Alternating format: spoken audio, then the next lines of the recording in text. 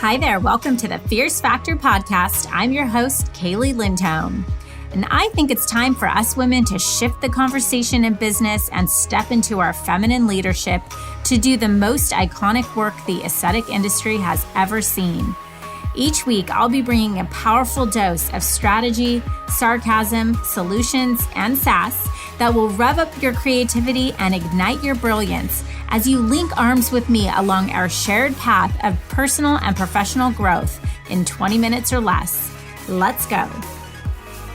Hey there, Fierce Factor. Welcome to episode 40. I am really looking forward to today's episode because I'm going to cover a very special topic with you, something I'm extremely passionate about, and truly one of the key pillars of building an incomparable personal or professional reputation in your market. This has to do with your team, and is your team on brand? And basically, I'm finally going to share with you how I have been working very hard and I'm cultivating this fascinating theory around team's impact on branding, really through the research that we're doing over here at KLC and so much of the inside work that I'm learning working hands-on with our clients. And I'd like to start today by welcoming any new listeners. If you're new around here, I want to share a little bit about my work to put this all into context. So for those of us who haven't met, I'm Kaylee Lindholm. I'm the founder of KLC Consulting and the POP Aesthetic Leadership Academy. POP stands for Practice Optimization Principle, meaning that there is hidden treasure within your existing team, resources, and investments that you're already making in your business that just aren't being fully optimized yet. So typically this happens when a business naturally evolves without a clear vision, brand strategy, and people plan,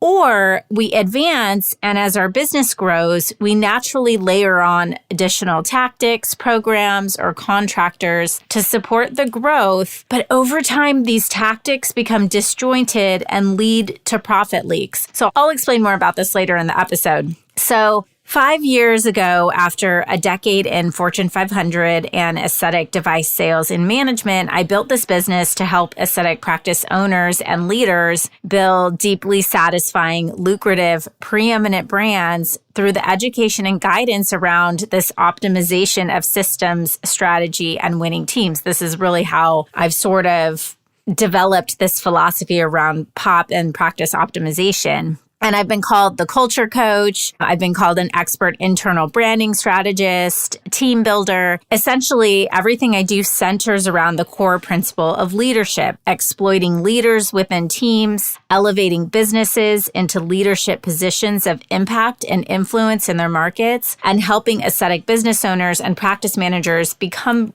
truly the kind of leader that they desire to be. So it was really interesting because I was recently commissioned by a physician who was in the process of acquiring a chain of med spas. He hired me to help him integrate these two brands. And the first question I asked him was about the strength of his leadership team. And he looked at me and paused, and then he asked a really interesting question. He said, "Kaylee, what does team have to do with branding?" And I thought that this was a really great question and one question that you may have too. So it's a philosophy that has been overlooked by the masses in our industry. And it is also the core of the deeply researched independent work that I've been doing over the past 5 years in my practice as a consultant and coach. Okay, so I'm excited to talk about this and I want to answer this question. So what do your brand and team have in common? Here's my answer. Everything. See, there's a basic misconception that branding is simply a visual representation of a business. That one element, right? This is the visual component of a brand is one aspect or one piece of branding. And that is the element, by the way, that is of the most minimal impact without the other elements. But today I want to talk to you about what a brand is truly and how doing the inner work to build your brand, position your brand, and market your brand are all vital aspects to developing a reputation that precedes you. And finally, how your team plays a critical role in breathing life into your brand. So I'll start today's lesson on branding with a little story. A while back, I was working with a client who commissioned me to conduct a full client journey audit. So basically, this is where we bring in a third party to do a social review, a Google search, test contact links, call the office, book the appointment, and go in for the consultation and audio record their visit. So during the process, we're looking at areas of improvement for patient experience. So for example, what is the patient's initial impression of the practice online? And does the actual experience they have through the customer journey align with that impression? So we initiated the project and our report came back with a few very interesting pieces of feedback. Okay. So one, the patient never received an appointment reminder. So come to find out, there was an automation that was broken through the practice's EMR system, and the practice had been relying on these automated reminders instead of making just human phone calls. So the reminder never went out.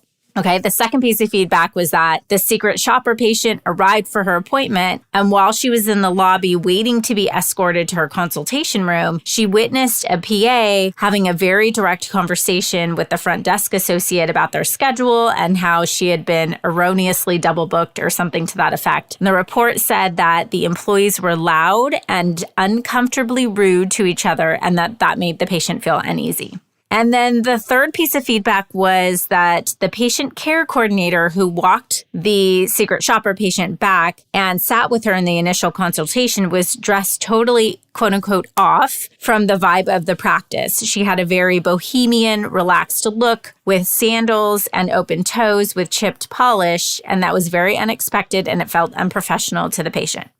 Okay. And then fourth, finally, she loved the doctor. He was knowledgeable, calm, listened, and took his time with her, which she appreciated. He was also very careful to ask thorough questions about her concerns, health issues, etc. That made her feel like he cared.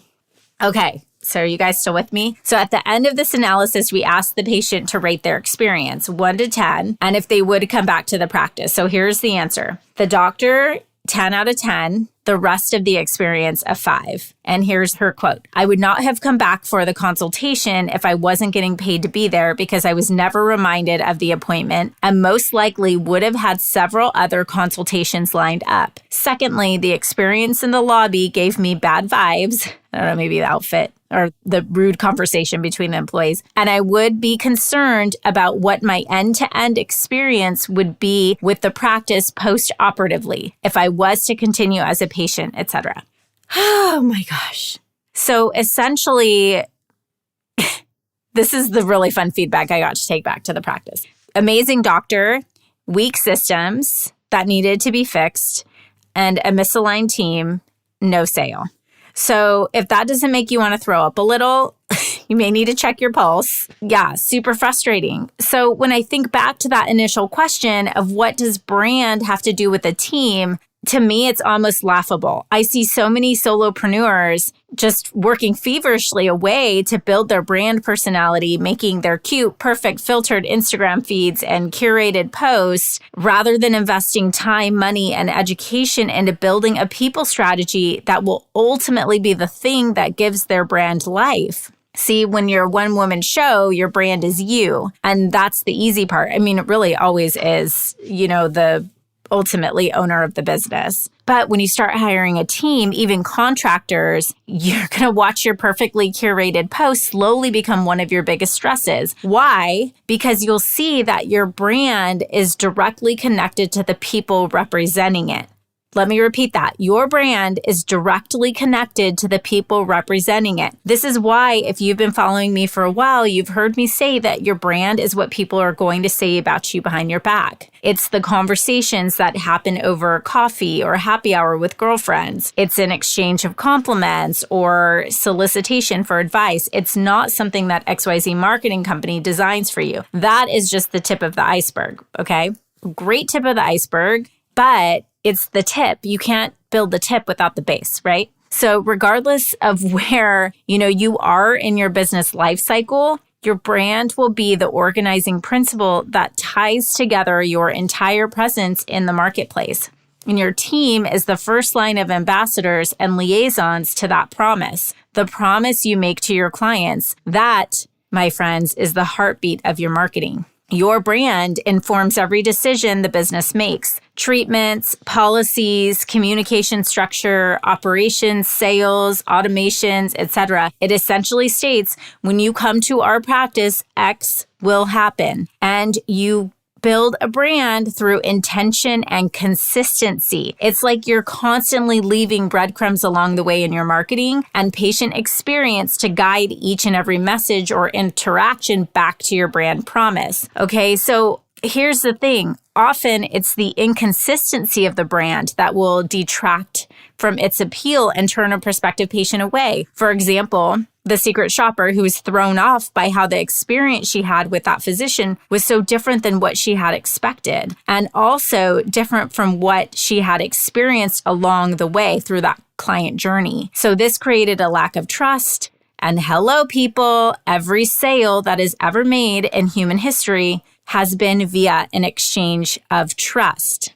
So, as a leader, it is truly incumbent upon you to build a distinct brand that is more than a language or a tagline. It must be something that can be shared easily. So when I ask, is your team on brand? I'm asking, are you attracting people who identify with and appreciate the level of skill, expertise, and experience you offer? Have you created a culture where ambitious, talented, passionate people want to work every day?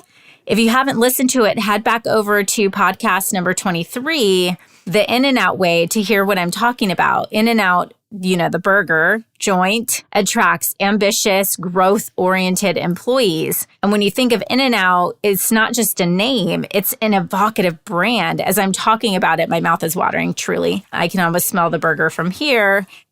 I am a cheeseburger lover, so what can I say? But many companies make burgers, you guys. But In-N-Out stands for fresh, never frozen, top of the line ingredients, customer service, high quality, and it just never freaking disappoints. It is consistent in the delivery of its brand promise. So let me ask you this. What is your brand promise? Is everyone on your team aligned with your brand? Is your team on brand? All right, if you'd like to dive into this topic a little more with me, really strengthen the link between your vision and brand reputation, I'd love for you to join me next week for a free 90-minute masterclass, Cracking the Hiring Code, where I'll be discussing how to differentiate and elevate your brand with your next high-performing team member, how to nourish your company culture, and how to build comp plans that empower your employee, but also generate profit for your business. All right, so you can learn more at klcconsultants.com/masterclass. And I hope you enjoyed this episode, and I do hope to see you face-to-face next week on February 1st. Do your work. Find out if your team is on brand and make the changes that you need to. If not, call me if you need help. All right. Thanks for tuning in today. Thank you for joining me for this episode of The Fierce Factor. If you enjoyed the show, please make sure you subscribe so you can automatically get new shows every week. I'd also love it if you left us a review. And come join the conversation online. If you're an aesthetic industry owner, operator, or leader, please join my free Facebook group, The Tribe of Fierce Aesthetic Leaders, a community of ambitious, purpose-driven professionals who collaborate and share best practices for growth in business and life. I'm honored you tuned in.